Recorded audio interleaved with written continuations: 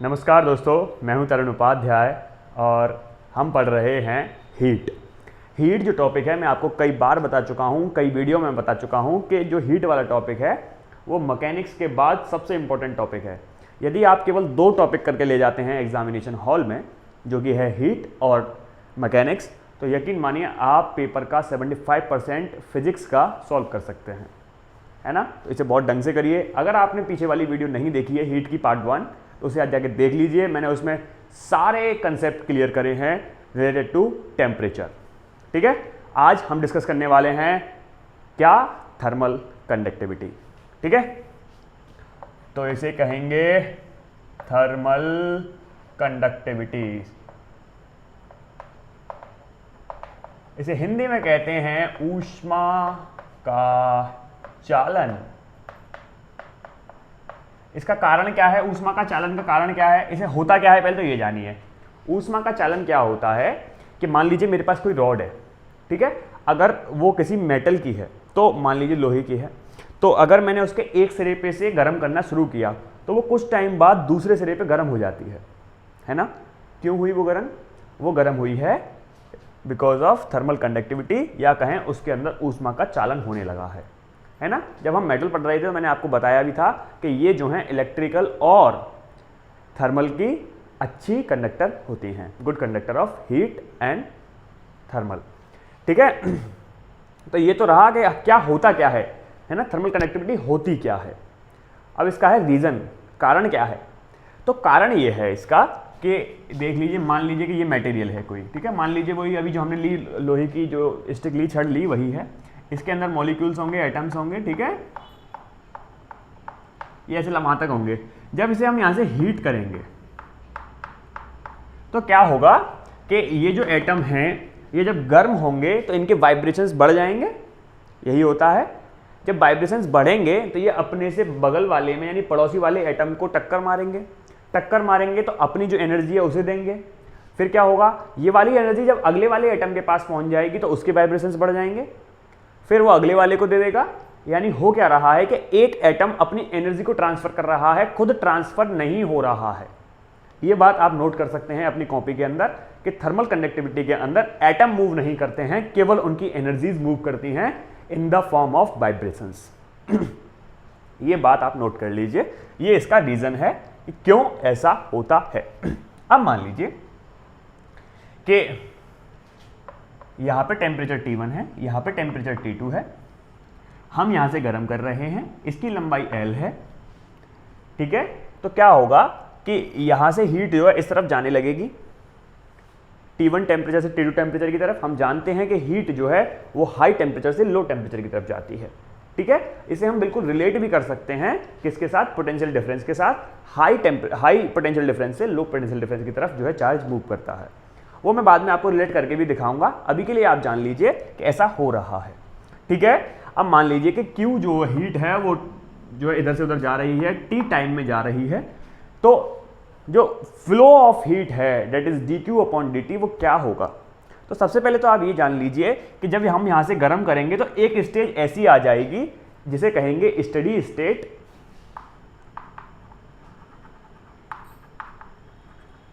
यानी साम्य की स्थिति आ जाएगी। उसमें क्या होगा कि जितनी एनर्जी हम यहां से देंगे वो उतनी उस तरफ से निकल जाएगी, ठीक है। टेम्परेचर यहां चेंज होगा, टेम्परेचर यहां अलग होगा, सेम टेम्परेचर नहीं होगा। जो पास है सोर्स के उसका टेम्परेचर हाई होगा, अदर एंड पे टेम्परेचर कम होगा। लेकिन स्टेडी स्टेट में क्या होगा कि जो एनर्जीज हम यहां से दे रहे हैं, जो हीट हम यहां से दे रहे हैं, वो वहां से निकलेगी। तो उसके लिए क्या फॉर्मूला हम इस्तेमाल करते हैं जान लेते हैं। dQ/dt इक्वल टू, यहां मैं एक चीज और बताना भूल गया हूं, इसका जो एरिया है वो है A, तो क्या होता है KA T1 - T2/L। ये है क्या? dQ/dt को हम क्या कह रहे हैं? Rate of flow of heat.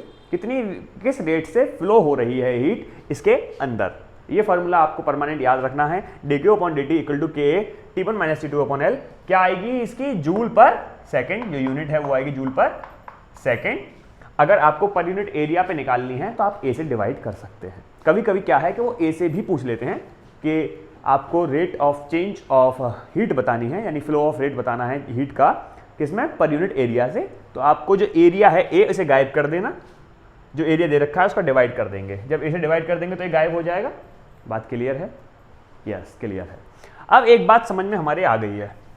अब मान लीजिए दूसरा केस ये है, क्या है वो केस?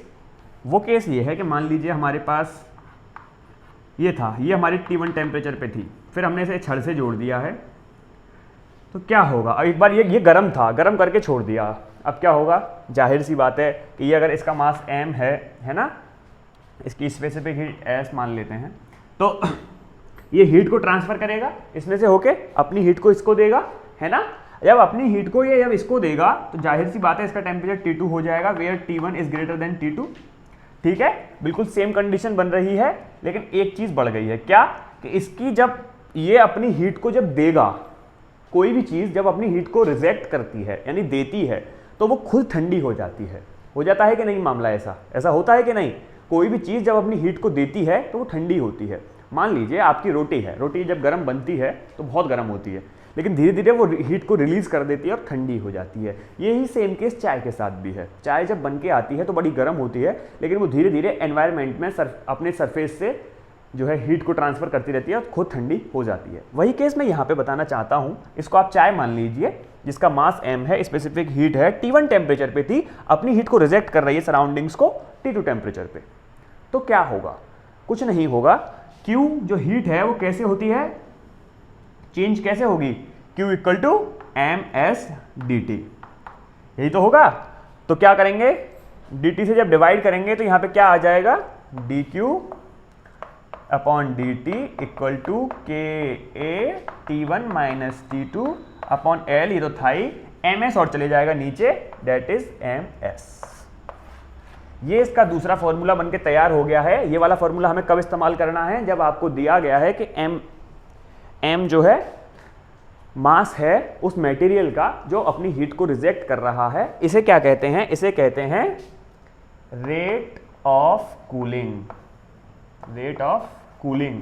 तो क्वेश्चन जो है कभी कभी कूलिंग करके भी आ जाता है। याद रखने वाली बात यह है कि ये न्यूटन का कूलिंग वाला मामला नहीं है, क्योंकि आप बहुत होशियार हैं, आपको पता ही होगा कि कूलिंग, न्यूटन ने एक कूलिंग का करके एक प्रिंसिपल दिया है, वो ये नहीं है ना, वो अलग है, वो हम आपको बाद में बता देंगे। लेकिन यहाँ पे क्योंकि कूल हो रही है वस्तु, इसलिए इसे कहेंगे रेट ऑफ कूलिंग। अब इसमें आप नोट करने वाली बात ये है, नोट कर लीजिए, वो ये है कि अगर ये माइनस आ रहा है, rate of cooling is negative, या लिख दूं क्या मैं, व्हेन, या आप ही लिख लीजिए, व्हेन रेट ऑफ कूलिंग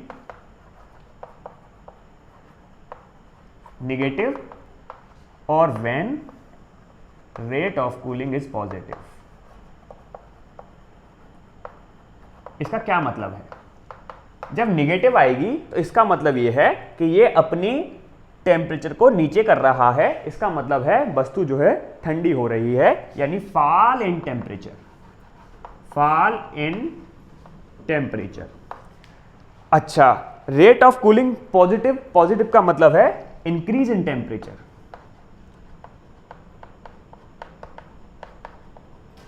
अब आप कह रहे होंगे सर फॉल इन टेम्परेचर तो समझ में आ रहा है कि अपनी कोई भी वस्तु रिजेक्ट करेगी हीट को तो फॉल इन टेम्परेचर होगा, टेम्परेचर जो है धीरे धीरे कम होते चले जाएगा। लेकिन इसका क्या मतलब है? जब पॉजिटिव है तो इंक्रीज इन टेम्परेचर, इसका क्या मतलब है? इसका मतलब ये है जब ये वाली वस्तु अपनी हीट को रिजेक्ट करेगी तो ये हीट कहीं तो जाएगी, कहीं तो जाएगी, उस हीट को कोई तो लेगा। जो वस्तु इस हीट को लेगी उसका टेम्परेचर तो राइज होगा कि नहीं होगा? होगा ना। कोई भी चीज़, मान लीजिए चाय है, चाय को आप जो है किसी बंद उसमें रख दो, किसी कंटेनर के अंदर, तो क्या होगा? जब वो अपनी हीट को रिजेक्ट करेगी तो कंटेनर तो उसे लेगा, एब्जॉर्ब करेगा, तो कंटेनर का टेम्परेचर तो बढ़ेगा। इस केस में dQ अपॉन dt पॉजिटिव होगा, यानी कंटेनर जो है उसका टेम्परेचर इंक्रीज होगा। चाय का टेम्परेचर गिरेगा, उसे कहेंगे कूलिंग, और यहाँ पे जो बढ़ रहा है टेम्परेचर इसे कहेंगे हीटिंग। तो ये कब कैसे पता चलता है? अगर रेट ऑफ कूलिंग जो है नेगेटिव आ जाए तो हम कहेंगे फॉल इन टेम्परेचर, टेम्परेचर गिर रहा है। अगर रेट ऑफ कूलिंग जो है वो पॉजिटिव आ जाता है तो इसका मतलब है इंक्रीज इन टेम्परेचर। क्लियर है मामला? देखो मैं कठिन नहीं पढ़ा रहा हूँ आपको। कल बच्चे कह रहे थे सर आपने तो बहुत कठिन करा दिया, हीट जो है इतना कठिन तो कोई भी टीचर नहीं करा रहा है।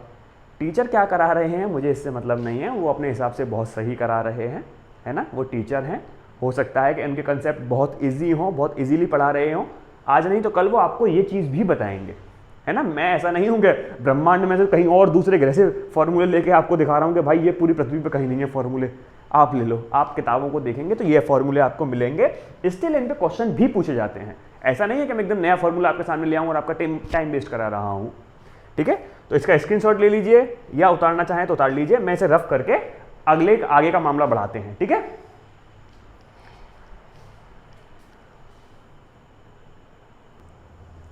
हाँ भाई साहब, तो हम पढ़ चुके हैं क्या, थर्मल कंडक्टिविटी का बेसिक कंसेप्ट। अच्छा, अब आगे देखिए, आगे क्या है, मैं आपको बता रहा था कि मैंने आपको अभी बताया कि अभी हम इस वाली चीज़ को यानी टेम्परेचर को किसके साथ कर सकते हैं, कंपेयर कर सकते हैं, पोटेंशियल डिफरेंस के साथ या पोटेंशियल के साथ। कैसे कर सकते हैं, देखो, ओम का नियम पढ़ा है आपने, ओम्स लॉ।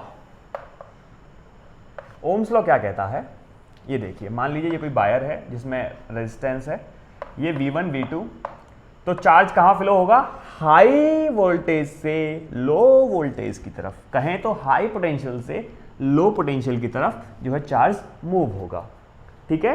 अब इसे इक्विवेलेंट करेंगे, अपने थर्मल कंडक्टिविटी की तरफ चलेंगे। मान लीजिए ये कोई रॉड है जिसमें टेम्परेचर T1 है, T2 है, इसमें हीट फ्लो करेगी, ठीक है।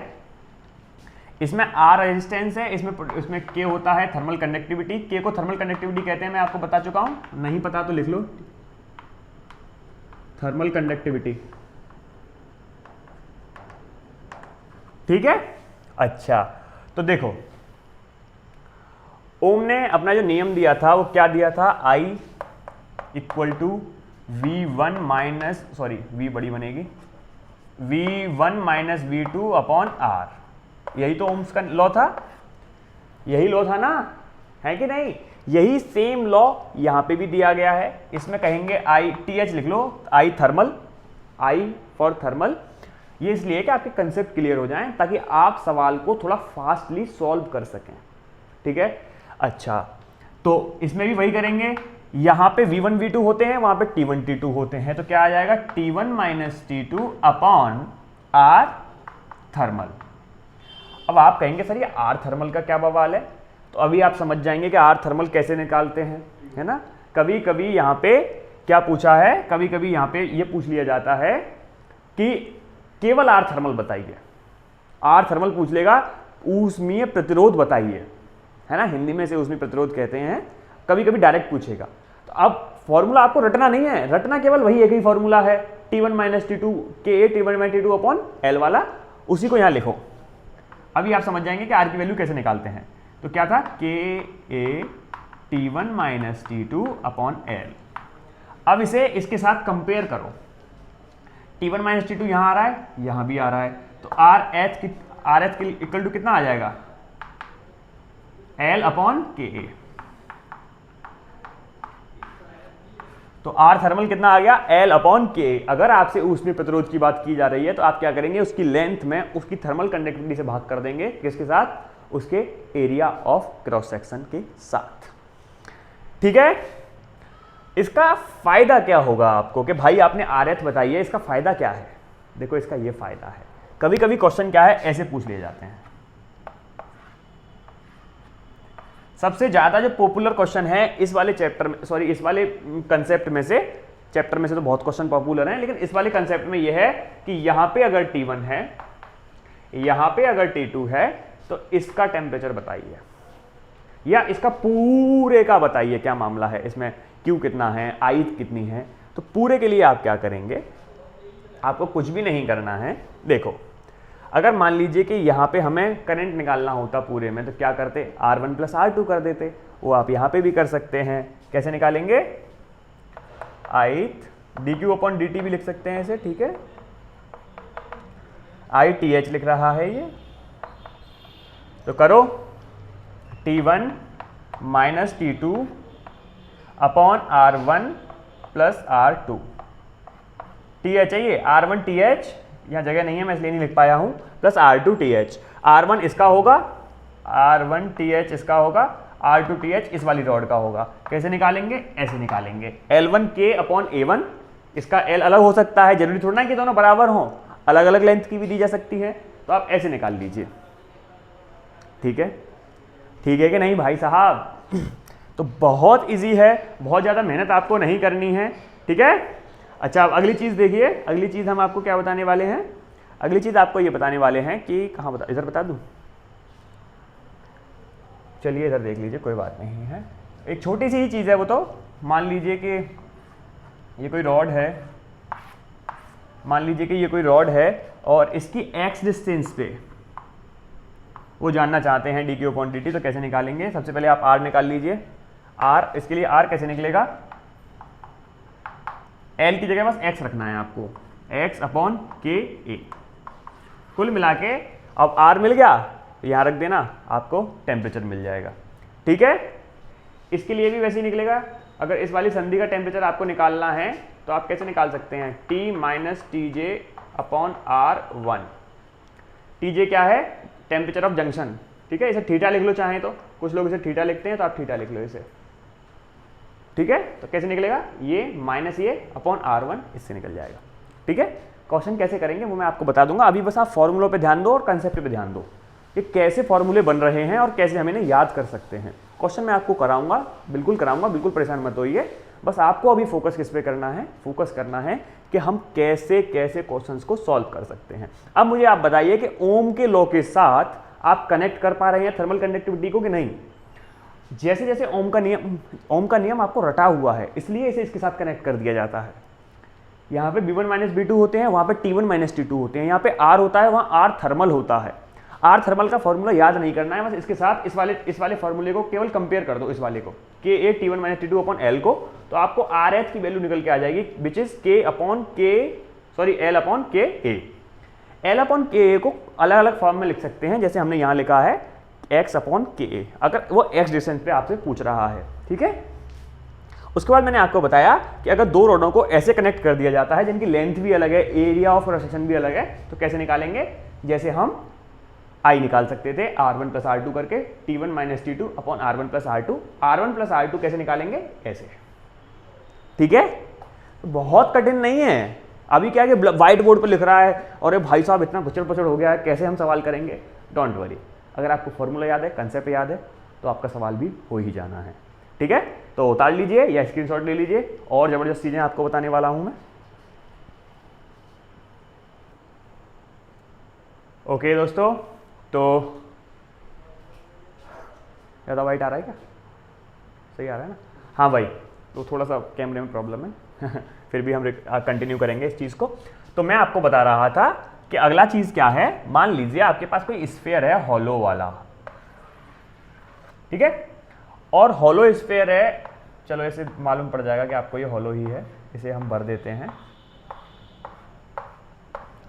ये हॉलो स्फीयर है, इसके अंदर का टेम्परेचर जो है वो T1 है, बाहर का टेम्परेचर जो है वो T2 है। अंदर का टेम्परेचर इज ग्रेटर देन बाहर का टेम्परेचर। इसका मतलब क्या होगा? अंदर से जो हीट करंट है वो बाहर की तरफ भागेगा, अंदर से जो फ्लो ऑफ हीट है वो बाहर की तरफ जो है भागेगा। ये बात आपको पता ही है, हाई टेम्परेचर से लो टेम्परेचर की तरफ भागेगा। क्लियर है मामला कि नहीं?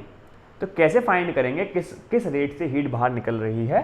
तो हम फॉर्मूला है हमारे पास dQ upon dt equal to वही T1 minus T2 upon RTH लिख देता हूं। वैसे मैंने जहां जहां R लिखा है इस चैप्टर में वो सबका मतलब RTH है, ठीक है। तो RTH, इस बार बार वही फॉर्मूला रख रहे हैं, V1 minus V2 upon R, है ना, इसे ITH कह रहे हैं, आई थर्मल कह रहे हैं, थर्मल करंट कह रहे हैं। अच्छा, इसमें R की वैल्यू फाइंड करना इज मोर इंपॉर्टेंट, है ना। वो कैसे फाइंड करेंगे? देखो, R की वैल्यू ऐसे निकलेगी, कैसे निकलेगी?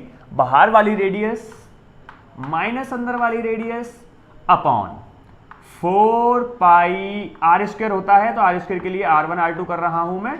अब थर्मल कंडक्टिविटी रह गई है तो उसे यहां लिख दो, चाहे 4 पाई K लिख लेना, वो तो आपके मन के हिसाब से है कि को चाहे यहां लिख लो चाहे यहां लिख लो, 4 पाई K R1 R2 या 4 पाई R1 R2 K, ठीक है, जैसे आपको अच्छा लगे आप लिख सकते हैं। अगर आपको यहां पसंद है तो यहां लिख लो, कोई दिक्कत नहीं है। 4 पाई K R1 R2 ये है क्या? जब एक हॉलो स्फीयर जो है उसमें अंदर का टेम्परेचर ज़्यादा हो, बाहर का टेम्परेचर कम हो, तो किस रेट से हीट फ्लो होगी अंदर से बाहर की तरफ, ठीक है। तो उसके लिए ये फॉर्मूला है, मैंने आपको बताया D Q upon D T T1 minus T2 upon R. R की वैल्यू होगी बाहर वाली रेडियस माइनस अंदर वाली radius upon 4 pi R square की जगह R1 R2 और K। ठीक है। अच्छा, अब एक बेहतरीन सा कॉन्सेप्ट आपके सामने लेके आता हूं। अगर आपने टीजीटी का पेपर हल्का फुल्का देखा होगा तो आपको याद आएगा कि एक क्वेश्चन इसमें से हर बार आता है। क्वेश्चन क्या है, ये सरफेस है, इसका टेम्परेचर माइनस में है, इसके नीचे पानी है। अब तो समझ गए होंगे मैं क्या बताने वाला हूं। मैं बताने वाला हूं झील के बारे में, लेक के बारे में, फ्रीजिंग ऑफ लेक। मैं आपको बताने वाला हूं फ्रीजिंग ऑफ लेक। मैं आपको बताने वाला हूं फ्रीजिंग ऑफ लेक। लेक कैसे जमती है, झील कैसे जमती है। इस पे 3 लेयर होती हैं। कैसे, पहली जो लेयर होती है वो होती है एटमॉस्फेयर के कांटेक्ट में, जिसका टेम्परेचर होता है माइनस में। ठीक है। अब जब ठंड पड़ती है तो टाइम के साथ ये जमने लगती है। मान लो यहां तक जम गई और इसके नीचे नहीं जमती है, तो यहां का टेम्परेचर होता है 4 डिग्री सेंटीग्रेड। क्यों 4 डिग्री सेंटीग्रेड क्यों होता है? 4 डिग्री सेंटीग्रेड पे ही जो है मैक्सिमम डेंसिटी होती है ऑफ वाटर। ठीक है। अच्छा, तो मान लीजिए कि ये t इक्वल टू 0 पे था, t equal to t time पे ये जम गई है। इसकी जो विड्थ मान लो या कुछ भी मान लो आप, वो मान लो कितनी है x। ठीक है। और नीचे का कितना है, नीचे की विड्थ से कोई मतलब नहीं है, यहां तो पानी बह रहा है। तो अब हमें पता करना है कि ये जो लेक है इसके जमने की जो दर होती है वो कैसे टाइम के साथ कैसे जो है, हम क्या कहेंगे उसे, टाइम के साथ कैसे मैनेज करते हैं, टाइम के साथ कैसे वेरी करती है ना। जो जमने की जो रेट है वो टाइम के साथ कैसे वेरी करता है ना। तो देखिए, असल में हमें टाइम पूछा जाता है, इस वाले सवालों में हमसे टाइम पूछा जाता है कि इतनी देर में ये वाली लीक जम रही है तो उतनी देर में ये वाली लीक कितनी देर में जम जाएगी। तो हम क्या जानते हैं, हम जानते हैं कि यहां जो टाइम है वो प्रोपोर्शनल टू होता है एक्स स्क्वायर के। बात समझ में आई कि नहीं? यानी टाइम जो होता है वो एक्स स्क्वायर के प्रोपोर्शनल होता है, यानी टाइम जो है एक्स स्क्वायर के प्रोपोर्शनल है। यानी इसके एक्स क्या है, इसकी डेप्थ है। कौन सी डेप्थ है ये, जिसमें बर्फ जम चुकी है। ठीक है, इसके नीचे बर्फ नहीं है। तो अगर फॉर दो लेकों का कंपैरिजन करके आए तो इसे हम क्या लिख सकते हैं, T1 upon T2 equal to क्या लिख सकते हैं, x1 का स्क्वायर अपॉन x2 का स्क्वायर। ठीक है। अच्छा, कभी कभी टाइम में ये भी पूछ लेता है, वो क्या पूछ लेता है कि बताइए कि टाइम ही बताइए। अगर 2 लेख ना देके आपको केवल 1 लेख दे देता है तब क्या होगा? तो मैं आपको यहीं कर देता हूं। चलो, यहां दिख रहा है कि नहीं दिख रहा है? ओके। तो T इक्वल टू फॉर्मूला है क्या, रो L F upon rho L F into x square into 2k into T. ठीक है, rho L F into x square upon 2k T. ठीक है, ये फॉर्मूला है। अब यहीं से तो ये आया है।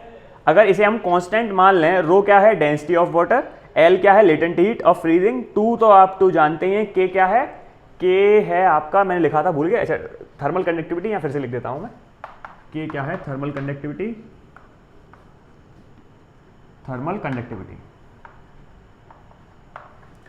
और टी क्या है, टेम्परेचर। ठीक है, किस टेम्परेचर पे वो आ चुकी है।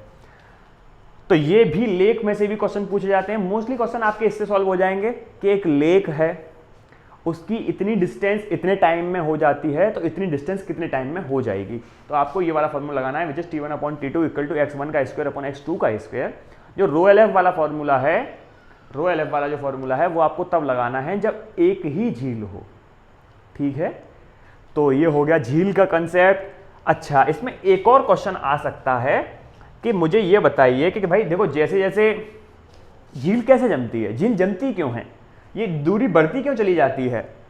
ये होता क्या है, ऊपर का टेम्परेचर नेगेटिव है, पानी अपनी हीट को, क्योंकि नेगेटिव है, पानी का टेम्परेचर तो नेगेटिव है नहीं शुरू में, पानी का तो कुछ टेम्परेचर होगा, वो अपने टेम्परेचर को सराउंडिंग्स को देगा, क्योंकि उसका टेम्परेचर ज्यादा है इन कंपेरिजन ऑफ नेगेटिव, है ना। तो वो अपने टेम्परेचर को बाहर, यानी हीट को बाहर देगा, और क्या होगा, खुद ठंडा होता जाएगा। खुद जब ठंडा होता जाएगा तो 4 डिग्री सेंटीग्रेड पे आके वो जमना शुरू कर देगा, और जमना धीरे धीरे जमते जाएगा। जब ये यहाँ जम जाएगा तो नीचे वाला पानी जो है, जो जम चुका है, उसके नीचे जो पानी है वो अपनी हीट आइस को दे देगा, आइस सराउंडिंग को दे देगी, और जो आइस के नीचे वाला पानी भी जम जाएगा। ये प्रक्रिया चलती रहेगी।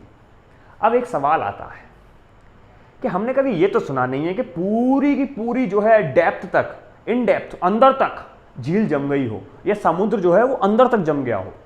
ऐसा कभी नहीं होता। क्यों नहीं होता? इसके पीछे का कारण क्या है? इसका पीछे का कारण ये है कि ये प्रक्रिया चलती रहेगी, चलती रहेगी, चलती रहेगी, लेकिन एक स्थिति पे आके ये इक्विलिब्रियम में आ जाएगी। कौन सी स्टेज है जहां इक्विलिब्रियम में आ जाएगी और वहां कौन सी घटना घटित होती है? देखिए, हीट कहां से आ रही है? हमारी अर्थ से आ रही है। जब एक स्थिति पूरी हो जाएगी, जब एक स्थिति तक जब बर्फ जम जाएगी, तो पानी अपनी हीट देना बंद नहीं करेगा। क्यों? क्योंकि उसे जमीन से मिल रहा है, हीट वो जमीन से ले रहा है, जमीन से हीट लेके बर्फ को दे रहा है, बर्फ जो है एटमॉस्फेयर को दे रही है। ये प्रक्रिया चलती रहेगी।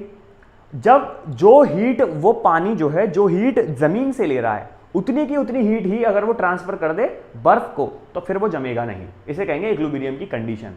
बर्फ कब जमती है? जब हीट कम ले और निकाले ज्यादा। समझ रहे हैं आप? फ्रिज के अंदर भी तो यही प्रोसेस होता है। फ्रिज में पानी कैसे जमता है? फ्रिज में जो उसके अंदर गैस घूम रही है, वो आपके पानी की जो हीट है उसे बाहर खींचती है, और धीरे धीरे वो कूल होता जाता है और एक टाइम पे आके जम जाता है। अगर हम लगातार पानी को हीट देते रहें कहीं से भी, तो वो कभी नहीं जमेगा। वही प्रक्रिया यहाँ पे भी होती है। ये एक कंसेप्चुअल क्वेश्चन है, आपको केवल इतना याद रखना है कि जिंदगी में कभी भी इन डेप्थ तक झील नहीं जम सकती है। ठीक है? ये वाला फॉर्मूला अगर आपको याद हो जाएगा, तो आप झील के सारे क्वेश्चंस कर लेंगे। ठीक है? मिटा के अगला कॉन्सेप्ट आपके सामने लेके आता हूं। तब तक के लिए आप स्क्रीनशॉट ले सकते हैं या फिर लिख सकते हैं अपनी कॉपी पे। हाँ भाई, तो अगला जो कंसेप्ट है वो है इफेक्टिव थर्मल कंडक्टिविटी का, यानी कुल इफेक्टिव थर्मल कंडक्टिविटी। इसे हिंदी में कहेंगे कुल ऊष्मा चालन। कुल ऊष्मा चालन। कैसे पता करेंगे कि कितना ऊष्मा का चालन जो है हो रहा है? ठीक है? तो इसमें दो केस हो सकते हैं। पहला वाला केस ये है कि आपकी एक रॉड ऐसे है, इसके साथ एक और रॉड जुड़ी हुई है ऐसे, इसका A, इसका भी A, इसका L1, L2, इसका K1, इसका K2। ठीक है? तो इसका इफेक्टिव कैसे निकालेंगे थर्मल कंडक्टिविटी, यानी K इफेक्टिव कैसे निकालेंगे? K E इक्विवेलेंट लिख देता हूं। ठीक है? K इक्विवेलेंट कैसे निकालेंगे? तो देखो, हमें पता है, क्या पता है? R इक्विवेलेंट कैसे निकलेगा? R1 plus R2। अगर हमें ये रेजिस्टेंसेस होते तो कैसे निकलते? R1 प्लस R2 करके निकलते। ठीक है? अच्छा, R की वैल्यू क्या होती है? L अपॉन के ए, तो लिख दो। L की जगह लिखेंगे L1 plus L2 upon K equivalent into A Q equivalent into A। इधर R1 की वैल्यू क्या है? L1 upon K1A plus L2 upon K2A। A तो कैंसिल आउट हो ही गया, इसमें नो डाउट है। तो क्या होगा? चलो सॉल्व कर ही देता हूं, फिर तुम कहोगे कि सॉल्व भी नहीं करते हैं। L1 plus L2 upon K equivalent, यहाँ पे आपको एलसीएम लेना पड़ेगा, तो क्या आ जाएगा? L1 K2 plus L2 K1 upon K1 plus K2, sorry K1 K2। K1 K2 यहाँ जाएगा, K इक्विवेलेंट यहाँ जाएगा, ये नीचे जाएगा, आपकी वैल्यू आ जाएगी K equivalent equal to K equivalent, ये यहाँ जाएगा, ये नीचे आ जाएगा, ये ऊपर जाएगा। समझ में आ रही है बात? तो क्या हो जाएगा?